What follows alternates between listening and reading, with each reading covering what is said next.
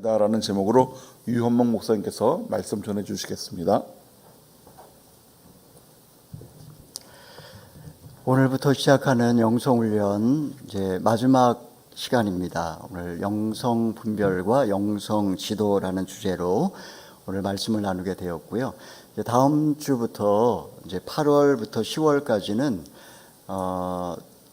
철로 역정을 가지고 말씀을 함께 나누려고 합니다. 철로 역정 안에 그 하나님 말씀의 그 핵심 구절들이 다 모여 있고 또 그것을 이제 쓰면서 사실 성경 그 다음으로 많이 읽인 책이 바로 이 철로 역정인데요. 그 복음의 어떤 핵심 내용과 또 신앙의 여정을 상징과 비유를 통해서 아주 적절하게 또 많은 그 예화들을 통해서 가르침을 주고 있습니다. 그래서 여러분들 이번 주 주일부터 그 카페에 가시면 이 책을 구입하실 수 있고요.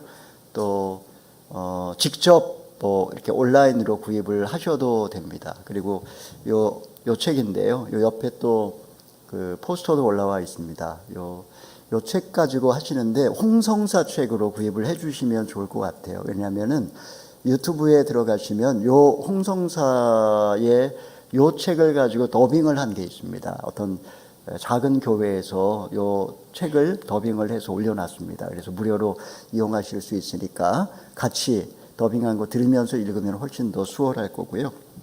또 우리 자녀들이 어리면 어머니 아버지가 읽어줘도 되고요. 또 저 고학년이면은 요 책 선물로 주셔서 직접 읽도록 해도 좋을 것 같습니다.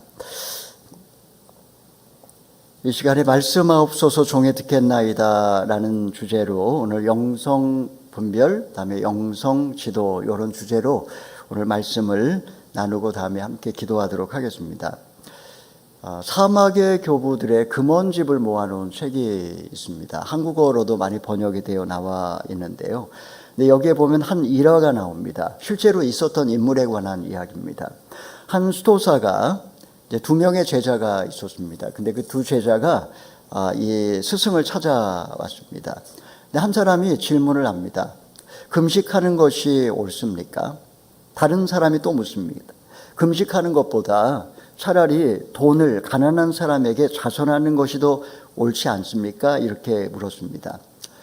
자, 그런데 스승은 그 자리에서 침묵을 합니다. 그리고 사흘이 지난 다음에야 비로소 제자들에게 대답을 해줍니다. 금식도 구제도 다 훌륭하지만 이웃을 향하여 선한 양심을 품는 것이 제일 중요하다. 그가 왜 4일 동안이나 침묵을 했을까요? 그렇게 어려운 그런 가르침은 아닐 텐데 그 자리에서 바로 말씀을 해줘도 될 것 같은데 왜 이렇게 침묵을 했을까?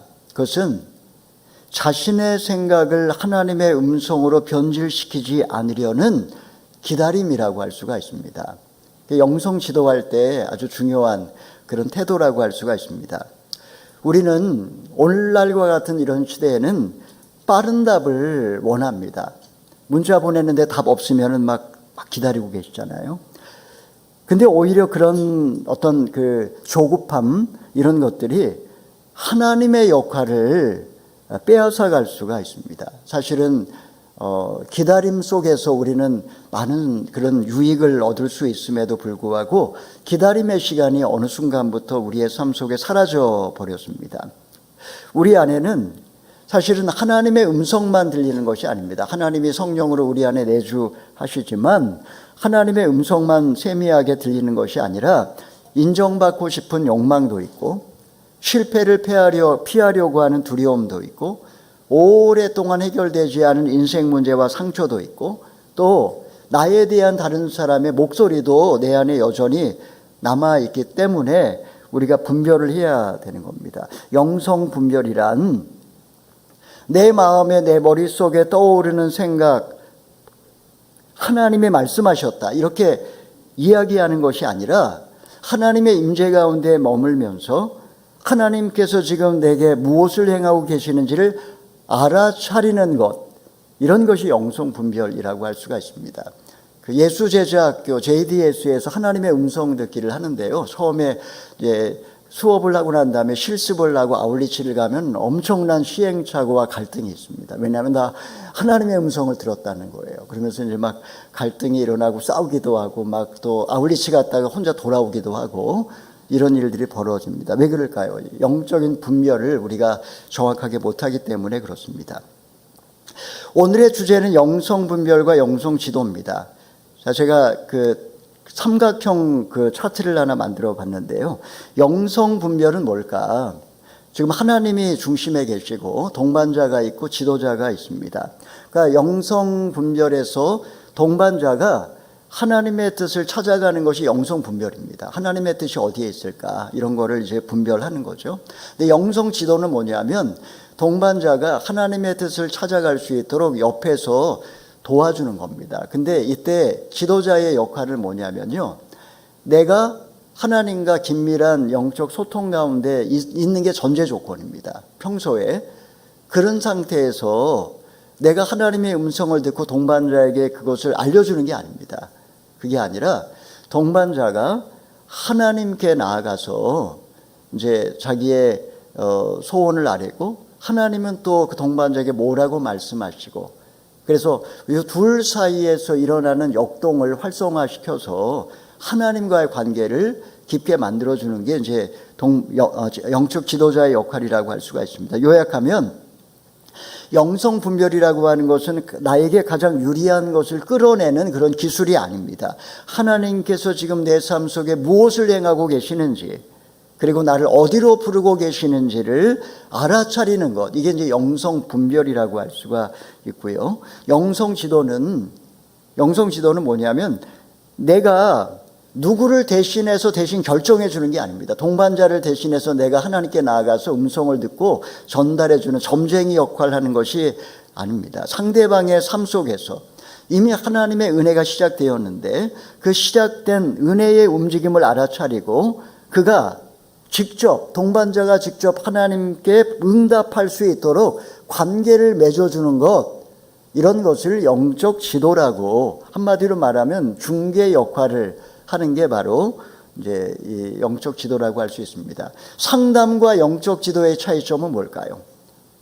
상담은 하나님이 없습니다. 그리고 이제 동반자와 이제 상담자 사이에 어떤 역동이 일어나면서 상담이 일어나는 건데 이제 프로이드 쪽의 그 상담은 전이가 일어나고 역전이가 일어나는 것을 옳지 않다고 봅니다. 부정적으로 보지만 융 심리학에서는 이렇게 전이가 일어나고 역전이가 일어나면서 건강하게 서로에게 긍정적인 역할을 한다라고 이렇게 봅니다. 중요한 거는 거기 하나님은 없습니다. 동반자의 내용을 다 이야기를 듣고 처방을 내려주고 하는 역할을 이제 상담가가 하는 거라고 할 수가 있습니다. 자, 오늘 우리는 수많은 소음에 둘러싸여 있습니다. 광고는 더 많이 가져야 행복하다라고 말하고 비교는 뒤처지면 안 된다라고 재촉을 하고 있고 우리 마음 속에 있는 상처는 다시는 너의 마음을 열지 말라고 그렇게 속삭입니다. 우리는 내가 원하는 것은 무엇일까 이런 거는 자주 품습니다. 묻습니다. 내가 정말 원하는 게 뭘까? 근데 지금 이 상황 속에서 하나님의 뜻은 어디에 있을까라는 이런 궁극적인 질문을 잘 묻지를 못합니다. 때로 우리는 영적 분별을 잘 못하고 내가 갖고 있는 욕망을 소명이라고 부르고 내 안에 있는 두려움을 신중함이라고 포장을 하고 때로는 사람들의 기대를 하나님의 뜻으로 그렇게 오해할 때도 참 많이 있습니다. 이 시간에 우리는 본문 말씀을 통해서 이 시끄럽고 어두운 이 세상 속에 하나님의 음성을 분별하는 비결에 대해서 함께 살펴보도록 하겠습니다. 첫 번째는 어둠 속의 등불입니다. 우리 1절의 말씀 읽어보겠습니다. 시작. 소년 사무엘은 엘리 밑에서 여호와를 섬기고 있었습니다. 그 당시에는 여호와께서 직접 말씀하시는 일이 드물었고 이상도 많지 않았습니다. 자, 소년이라고 하는 히브리어는 한 10대 초반의 아이를 말하는 겁니다. 한 10살에서 한 12살 정도. 한나가 하나님께 소원한 대로 아들 사무엘이 젖을 때였을 때, 젖을 보통 유대에서는 3살의 때입니다. 젖을 떼자 엘리 제사장에게 이 어린아이를 데려왔습니다. 그러니까 지금 한 7년에서 8년 정도 세월이 흐른 상태입니다. 섬긴다라고 했습니다. 여기서 여호와를 섬긴다라고 하는 말은 성전 봉사를 가리키는 단어입니다. 그런 어린 나이에 지금 성소의 등불을 돌보고 맡겨진 잡일을 하면서 성전에서 살았습니다. 하나님은 언제 찾아오실까요? 하나님은 우리의 일터와 가정과 교회와 섬김의 자리에서 우리를 먼저 훈련하시고 그 다음에 찾아오시는 겁니다. 어떻게 보면 부르시기 전에 먼저 우리의 삶의 일상의 자리에서 우리를 훈련하시고 때가 되니 우리를 찾아오시는 거죠. 자, 그 시대에는 하나님의 말씀, 직접 말씀하시는 일이 드물었고 이상도 많지 않았다라고 이야기하고 있습니다. 개역개정판에서는 말씀이 희귀하여라고 번역을 했습니다. 하나님께서 말씀하시는 능력을 잃어버렸다라는 뜻이 아닙니다. 백성들이 죄와 그리고 그들의 영적인 무관심 속에서 하나님께서는 더 이상 계시를 거두셨다 이런 말이죠. 당시의 사람들은 계시는커녕 이미 주어진 하나님의 말씀에 대해서도 귀를 막고 있었습니다. 귀가 막힌 시대는 말씀이 없는 시대보다 더 비극적입니다. 여러분, 오늘날 말씀의 홍수 속에 살아가고 있지만 사람들은 점점 귀가 막혀서 하나님의 말씀을 들으려고 하지 않습니다. 여러분, 자신의 영혼을 성찰하지 않으면, 우리가 내 내면을 성찰하지 아니하면 우리도 사실은 말씀의 기근 속에 살 수가 있는 존재들입니다. 자, 우리가 하나님의 음성을 듣는다라고 말할 때 하나님의 음성을 직접 들을 수가 있을까요? 여러분, 하나님의 음성을 듣는다고 말할 때 성경과 동일한 권위를 가진 새로운 계시를 받는다라는 뜻이 아닙니다. 성령께서 기록된 말씀을 통해서 오늘 내 삶을 비춰주시고 내 양심과 공동체와 섭리의 사건 속에 하나님의 뜻을 깨닫게 하신다라는 뜻입니다. 여러분, 한 문장이지만 이 안에 엄청난 게 지금 함축되어 있습니다. 다시 말씀드리겠습니다. 하나님의 음성을 듣는다라는 게 무엇일까? 성령께서 기록된 말씀을 통해서 오늘의 삶을 비춰주시고 나의 양심과 공동체와 나의 삶의 섭리의 사건 속에 하나님의 뜻을 깨닫게 하신다라는 겁니다. 여러분, 우리가 아무리 강력한 신비 체험을 하고 나의 귓가에 하나님의 음성이 들린다 할지라도 여러분, 그것이 성경의 가르침과 예수 그리스도의 성품과 성령의 열매와 교회의 전통과 지혜를 거스리는 것이라면 그것은 하나님의 음성일 수 없습니다. 이런 것을 아주 중요한 영적 분별의 규범이라고 이야기를 합니다. 다시 말씀드립니다. 아무리 내가 강력한 신비 체험을 하고 내 귓가에 생생한 하나님의 음성을 듣는다 할지라도 그것이 성경의 가르침과 그리스도의 성품과 성령의 열매와 교회의 전통과 지혜를 거스리는 것이라면 하나님의 음성일 수 없습니다. 아주 중요한 규범이 그거라는 겁니다. 여러분, 내 삶 속의 진로와 관계와 사역과 일의 문제를 놓고 기도할 때 우리는 먼저 결과를 정해놓고 하나님의 허락만 구하고 있지 않습니까? 많은 경우에 그렇습니다. 우리는 결과를 정해놓고 하나님께 허락을 구하는 그런 기도를 할 때가 참 많이 있습니다. 주님, 이것을 주십시오 말하기 전에 주님이 이 일을 통해서 제 안에 무엇을 준비하기 원하십니까? 라고 물어보십시오. 하나님의 응답에는 예와 아니오만 있는 것이 아닙니다. 기다리라고 할 때가 참 많이 있습니다. 그리고 그 과정 속에서 우리로 하여금 정직을 배우게 하시고 나의 교만을 내려놓게 하시고 한 영혼을 사랑하게 하시고 오래 참게 하시고 무엇보다도 내 안에 있는 상처를 치유하시면서 나를 준비해 가시는 겁니다. 그러니까 하나님이 예, 아니요, 단답형어를 이렇게 답 안 하시고 기다리게 하시는 이유가 여기에 있는 것이죠. 자, 말씀이 희귀하고 영적 지도자마저 눈이 어두워진 그 시대라면 과연 우리가 어떻게 영적인 분별을 할 수 있을까요? 우리 2절, 3절 읽어보겠습니다. 시작. 어느 날 밤 눈이 어두워져 잘 보지 못하는 엘리가 잠자리에 누워 있고 하나님의 등불이 아직 꺼지지 않았고 사무엘은 하나님의 궤가 있는 여호와의 성전에 누워 있었습니다. 자, 엘리의 눈이 육체적으로는 어두워졌고 그의 영적인 감각도 쇠약해져 있는 걸 볼 수가 있습니다. 성경은 곧바로 하나님의 등불이 아직 꺼지지 않았다라고 말합니다. 이 등불은 지금 성소에 있는 등불인데 저녁부터 새벽까지 성소를 밝히는 7등잔 불빛이라고 할 수가 있습니다. 아직 완전한 새벽은 아니지만 완전한 절망도 아니라는 겁니다. 제사장 가문은 흔들리고 사람의 눈은 흐려져 있어도 하나님은 등불 곁에 지금 성소에 한 소년을 준비하고 계신다라고 하는 것을 암시하고 있습니다. 사람은 앞이 보이지 않을 때 묻습니다. 하나님, 어디로 가야 할까요? 무엇을 내가 붙들고 살아야 할까요? 엘리의 눈은 어두웠지만 성소의 등불은 살아 있었습니다. 우리의 눈이 흐려지고 삶의 방향이 막막해도 여러분, 하나님이 떠나신 게 아닙니다. 여러분, 이 세상에 어둠이 가득하고 민족의 역사 속에 캄캄함이 덮여 있고 우리의 가정이 절망처럼 보인다 할지라도 하나님이 우리를 떠나신 것은 아닙니다. 하나님은 바로 그 밤에 사무엘의 이름을 부르십니다. 이사야 42장 3절은 주님께서 뭐라고 이야기하십니까? 주님은 꺼져가는 심지를 끄지 않으신다라고 이야기를 했습니다. 요한복음 1장 5절에서도 빛이 어둠에 비치되 어둠이 이기지 못한다라고 그렇게 말하고 있습니다. 여러분, 내 삶의 믿음의 불꽃이 꺼져간다고 해서 포기하지 마십시오. 내 입술에서 기도가 나오지 않으면 주님, 제가 여기에 있습니다 라고만 고백하셔도 됩니다. 저를 불쌍히 여겨주십시오. 말씀을 천천히 읽고 오늘 내 삶 속에 내 마음을 흔들었던 사건 하나를 하나님께 그냥 고백하시면 됩니다. 영적 분별은 어떤 특별한 체험만을 의미하는 것이 아닙니다. 내적인 감동을 다 하나님의 계시로 받으라는 것도 아닙니다. 하나님의 음성을 생생하게 듣는 경우는 드물고, 사실은 하나님은 목자가 양들을 부를 때의 휘파람 소리처럼 아주 세미하게 우리에게 들리기 때문에 우리는 아주 영적으로 깨어서 민감하게 반응을 해야 됩니다.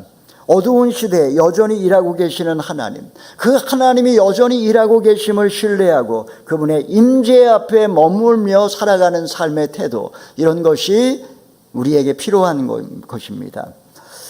이소부화를 보게 되면 풍랑을 만난 사람들의 이야기가 나옵니다. 두 사람이 나오는데요. 배가 이제 뒤집혔습니다. 근데 한 사람은 계속해서 여신의 이름을 부릅니다. 이제 이솝이 이제 헬라 사람이었기 때문에 그리스 신화에 나오는 지혜의 여신 아테나의 이름을 부르면서 지혜를 달라고, 도와달라고 막 그냥 기도만 하고 있습니다. 한 사람이 손들고 기도하고 있죠. 자, 근데 곁에서 헤엄을 치던 한 사람이 또 말합니다. 도움을 구하지만 당신의 팔도 움직이십시오.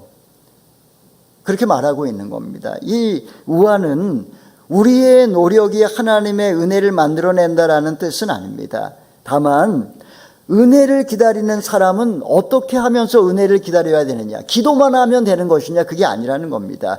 말씀도 읽고 기도도 하고 나의 감정을 영적 일기에 기록해 보기도 하고 공동체나 아니면 영적인 지도자에게 물어보기도 하고 두 팔을 열심히 움직이는 사람, 그런 사람이 구원을 얻는다, 이런 말입니다. 사랑하는 여러분, 나의 가정이 흔들리고 내 일이 뜻대로 풀리지 않고 기도 속에 막막한 침묵만 느껴진다 할지라도 하나님은 여전히 지금도 일하고 계십니다. 여러분의 기도가 짧아도 등불은 꺼지지 않습니다. 나의 믿음이 흔들려도 등불은 여전히 희미하게 타오르고 있습니다. 내가 길을 알지 못한다 해도 하나님은 여러분의 이름을 잊지 않으십니다. 등불 가까이에 머물면서 물으시기 바랍니다. 주님, 제가 이 영혼의 밤을 어떻게 보내야만 할까요?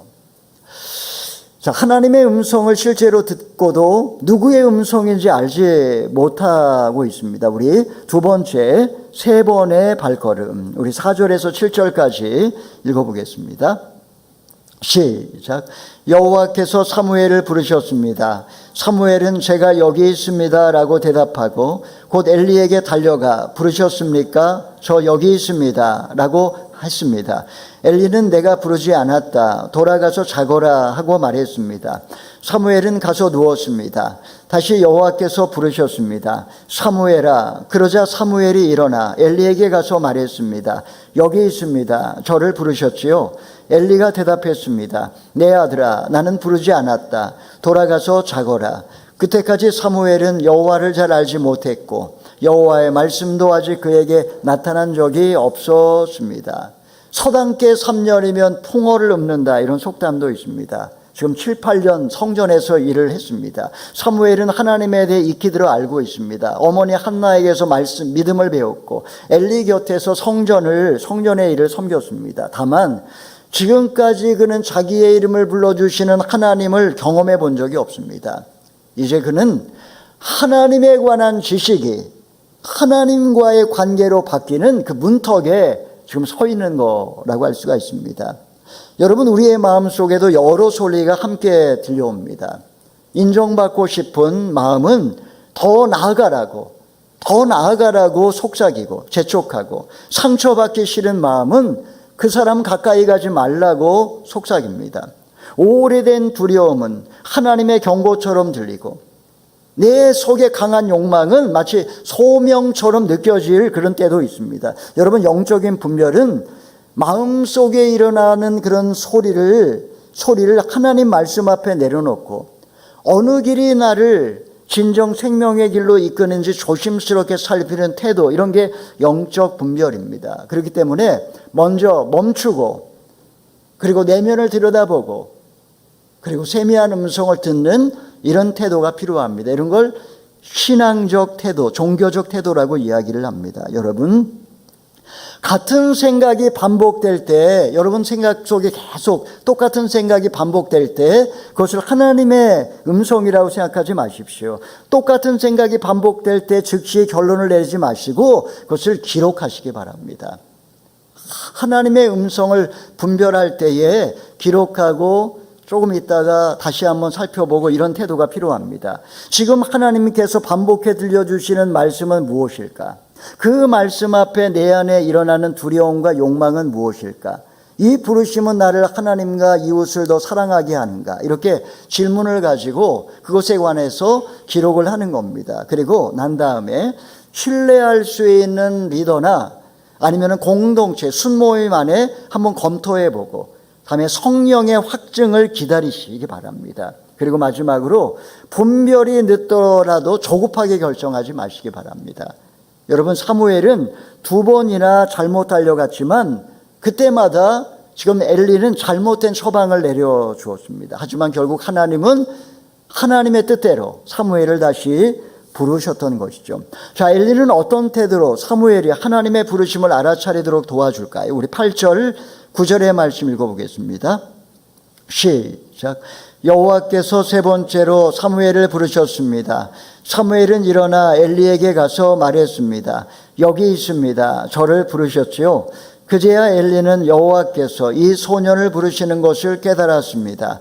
그래서 엘리는 사무엘에게 가서 누워있다가 다시 그분이 너를 부르시면 여호와여 말씀하십시오. 주의 종이 듣고 있습니다 라고 말해라 하고 일러주었습니다. 사무엘이 돌아가 자리에 누웠습니다. 자, 엘리는 제사장이었습니다. 그 당시 이스라엘 최고의 리더였죠. 하지만 그는 처음부터 정확하지 않았습니다.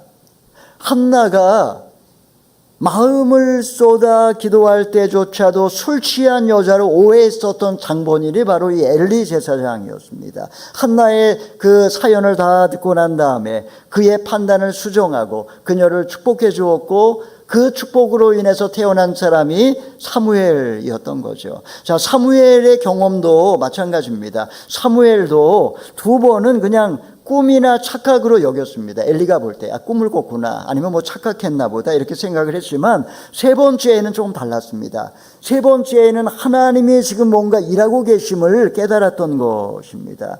여러분, 좋은 영적 지도자는 하늘로부터 직통 계시를 받는 사람이 아닙니다.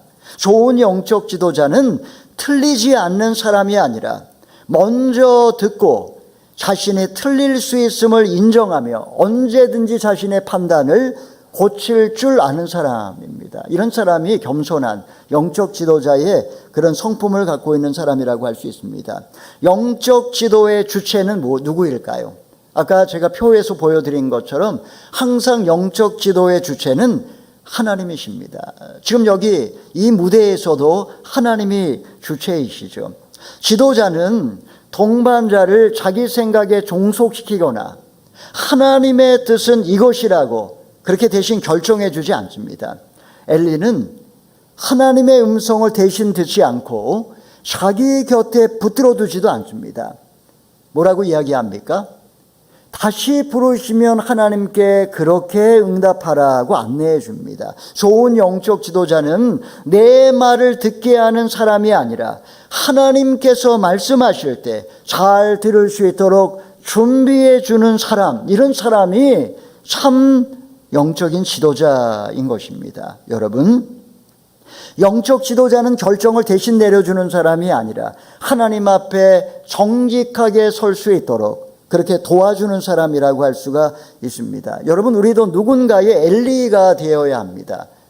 우리가 동반자이기도 하지만 또 누군가에게 도움을 주는 그런 역할도 해야 합니다. 자녀가 고민을 말할 때 우리는 어떻게 하나요? 자녀가 고민을 말하면 우리는 서론, 본론, 결론 딱 답이 나와서 그걸 가지고 열심히 설명을 해주죠. 여러분, 자녀가 고민을 말할 때 곧바로 훈계하는 대신에 먼저 질문하시기 바랍니다. 이게 유대식 교육 방식입니다. 랍비에게 질문을 가져가면 랍비는 대답해 주지 않습니다. 반대로 그에게 또 다른 질문을 던지게 되는 겁니다. 마찬가지입니다. 여러분, 성도가 눈물을 보일 때에, 누군가 여러분 가까운 지체가 눈물을 보일 때에 해답부터 제시하기보다 그의 사연을 충분히 들어주십시오. 영적 분별의 시작은 너와 나 사이에 하나님이 계심을 인정하는 것에서부터 시작되는 겁니다. 내가 그 사람을 도와주는 것이 아닙니다. 영적 지도의 주체는 내가 아니라 하나님이기 때문에 그렇습니다. 영적 지도자는 산파와 같습니다. 산파는 생명을 만들지 않습니다. 이미 잉태된 생명이 안전하게 태어날 수 있도록 곁에서 돕습니다. 산파가 서두른다고 해서 생명이 자기 시간이 아닌 때에 태어나는 것도 아니고, 산파가 아기를 자기 소유로 삼을 수 있는 것은 더더욱 아닙니다. 엘리는 하나님의 음성을 대신 들려주지 않습니다. 그는 사무엘의 그 영혼 곁에 서서 이미 시작된 그 하나님의 부르심에 사무엘이 응답할 수 있도록 그렇게 구체적으로 가르쳐주고 있는 것이죠. 사랑하는 여러분, 하나님의 자리를 대신 차지하지 마십시오. 내 경험이 정답이라고 그렇게 여러분 내 이야기도 너무 많이 하지 마시기 바랍니다. 어떤 분은 자기 얘기만 하시는 분이 있습니다. 여러분, 내 경험이 정답이라고 말하기보다 지금 이 일 속에서 우리 가운데 하나님께서 무엇을 하고 계시는 것 같은지 그렇게 살펴보시는 겁니다. 그러면서 주로 어떤 질문을 던지냐 하면, 하나님께서 지금 뭐라고 말씀하시는 것 같습니까?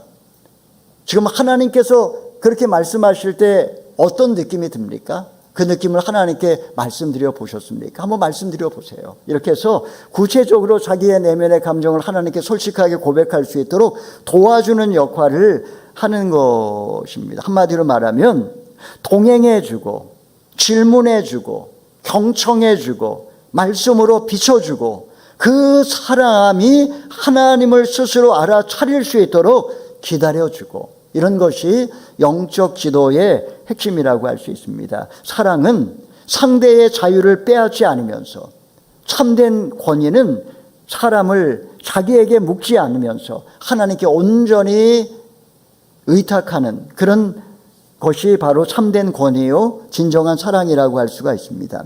자, 하나님의 부르심을 알아차렸다면 이제 경청은 어디에까지 나아가야 할까요? 우리 마지막으로 우리 세 번째, 이름을 부르는 임재입니다. 우리 10절 상반절 읽어보겠습니다. 시작.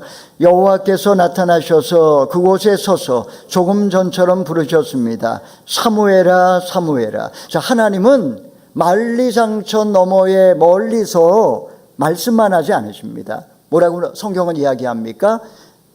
나타나셔서 그곳에 서셨다 그랬습니다. 하나님이 그곳에 임재하신 것입니다. 사무엘아 사무엘아 이렇게 2번 말씀하셨습니다. 성경에서 이렇게 2번 말씀하시는 장면은 깊은 사랑과 중대한 소명을 보여주실 때 2번 말씀하십니다. 아브라함아 아브라함아, 모세야 모세야, 사울아 사울아. 하나님은 군중 속의 번호가 아니라 한 사람의 이름을 인격적으로 불러서 사랑을 표현하시고, 그리고 그에게 아주 중요한 소명을 말씀해 주실 때 이렇게 부르십니다. 계시는 하나님께서 먼저 자신을 내어주시는 사건입니다. 우리가 하나님을 발견한 게 아닙니다. 우리는 다 내가 영적으로 그때 어떤 우연한 어떤 사건의 조합을 통해서 내가 하나님을 발견했다 이렇게 착각하는 경향이 있지만, 사실은 우리 모두 다 하나님께 발견된 사람들입니다. 인간은 홀로 완성되는 존재가 아닙니다. 하나님과 나, 너와 나, 그리고 세상의 관계 속에서 하나님의 때에 하나님의 부르심을 받고 응답하며 나의 존재를 형성해 가는 것입니다. 소명은 남보다 특별해지는 길이 아니라 부르신 하나님 앞에서 진정한 나 자신으로 서서 이웃을 향하여 책임 있는 존재로 살아가는 것이라고 할 수가 있습니다. 여러분, 주님은 지금 이곳에서 여러분의 이름을 부르십니다. 병든 가족을 돌보는 자리, 반복되는 업무, 은퇴 뒤의 공백, 교회의 이름 없는 봉사 속에서 하나님은 우리를 부르고 계십니다. 영성은 어떤 일이 나를 더 높이는가 보다도 이 일을 통해 누구를 사랑하고 어떤 사람으로 내가 변화되어 갈 것인가, 이런 거를 묻는 것입니다. 주님의 부르심은 삶을 떠나라는 소리보다 지금의 삶을 새롭게 살아내라는 초대일 때가 훨씬 더 많습니다. 자, 이름을 부르시는 하나님 앞에 사무엘은 마침내 어떻게 응답할까요? 우리 마지막으로 10절 하반절 읽어보겠습니다. 시작. 그러자 사무엘이 말했습니다. 말씀하십시오. 주의 종이 듣고 있습니다. 자, 사무엘은 처음부터 뭐라고 이야기합니까? 처음부터 제가 여기 있습니다 라고 대답했었습니다. 근데 처음 2번은 그 대답은 엘리를 향했었던 거죠. 자, 이제 그의 응답이 하나님께로 향합니다. 그는 제가 말씀드리겠습니다 라고 하지 않고 말씀하십시오 라고 말합니다. 무슨 의미일까요? 경청이 먼저입니다. 주의 종이 듣고 있습니다 라고 또 말합니다. 성경에서 듣는 것은 정보를 받아 적는 행위가 아니라 들은 말씀을 행할 준비가 되어 있다라는 순종의 태도를 말하는 겁니다. 주의 종이 듣고 있습니다. 무엇이든지 말씀하십시오. 순종하겠습니다. 이런 뜻이죠. 영적 분별은 하나님의 뜻을 알아내는 데서 끝나지 않습니다. 말씀하십시오라는 경청과 주의 종이 듣고 있습니다라는 순종으로 완성되는 겁니다. 누가복음 1장 38절에서 수태고지를 받은 마리아가 뭐라고 이야기합니까? 주의 계집종이오니 말씀대로 내게 이루어지이다 라고 응답을 합니다. 야고보서 1장 22절에서 25절도 말씀을 듣기만 하여 자신을 속이지 말고 행하는 자가 되라고 이렇게 권면을 합니다. 순종은 하나님의 선하심을 믿을 뿐만 아니라 오늘 가능한 한 걸음의 순종의 발걸음을 걷는 것이라고 할 수가 있습니다. 도스토옙스키의 죄와 벌을 보게 되면 라스콜니코프가 자신의 죄를 숨긴 채 고독과 두려움 속에 무너져 가고 있습니다. 소냐는 그의 죄를 대신해서 책임지거나 아니면 그의 결정을 빼앗지 않습니다. 다만 뭐라고 이야기할까요? 다만 한 가지 조언을 해줍니다. 내 거리에 나아가 땅에 입을 맞추고 사람들 앞에서 진실을 고백하라고.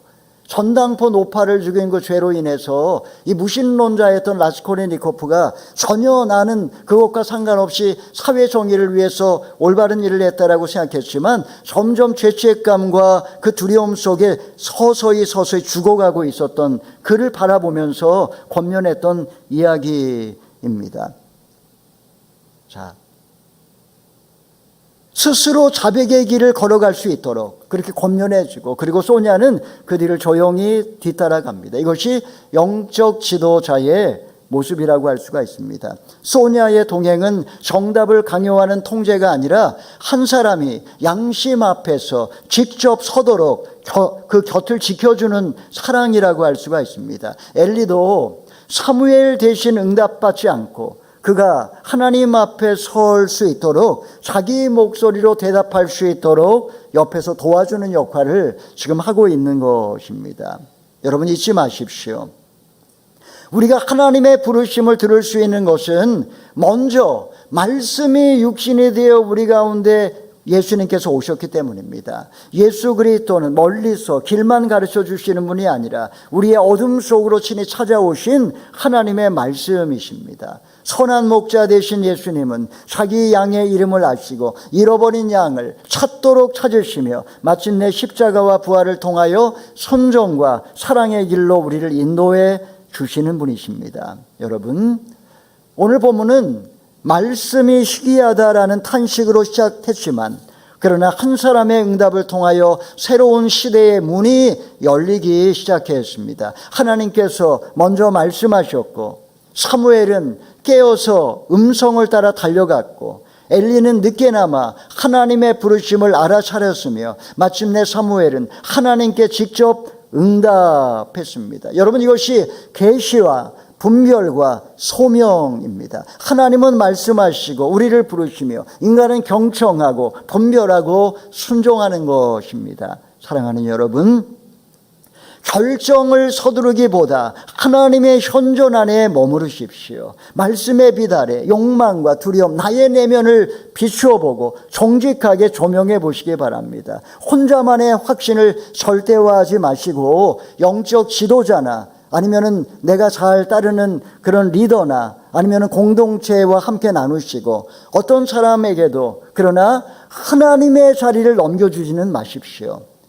인간을 사람을 하나님처럼 그렇게 모시면서 그의 말을 절대화하지 말라는 것입니다. 사람의 조언을 경청하고 공동체의 지혜를 존중하되 마지막에는 하나님 앞에 스스로 제가 듣겠나이다 라고 하나님의 음성에 귀를 기울이고 응답하시기를 바랍니다. 사랑하는 성도 여러분, 시대가 어둡고 마음이 혼란해도 주님은 우리의 이름을 다시 부르십니다. 말씀과 기도 안에 머물고 믿음의 동반자와 함께 분별하며 일터와 가정과 교회에서 작은 순종으로 응답하실 수 있기를 바랍니다. 말씀하옵소서 종이 듣겠나이다.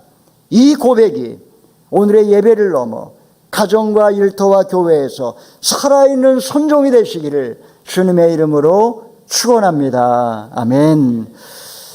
이 시간에 우리 주신 말씀 기억하면서 찬양하기 전에 실천사항 첫 번째로 분별을 위한 3가지를 기록하십시오. 지금 하나님께서 반복해서 들려주시는 말씀은 무엇인지, 그 말씀 안에서 일어나는 내 마음의 두려움과 욕망은 무엇인지, 그 부르심이 나를 하나님과 이웃을 더 사랑하게 하는지 멀어지게 하는지 이런 걸 한번 기록해 보십시오. 두 번째는 영적 동반자 또는 영적 리더와 나누시고 작은 순종을 실천해 보십시오. 결론을 대신 내려달라고 하지 말고 함께 듣고 기도해 달라고 부탁하십시오. 더 나아가서 내가 구체적으로 삶 속에 사과와 용서와 정직과 돌봄과 섬김 가운데 한 가지 내가 하나님의 감동 주시는 대로 실천해 보시기 바랍니다. 이 시간에 우리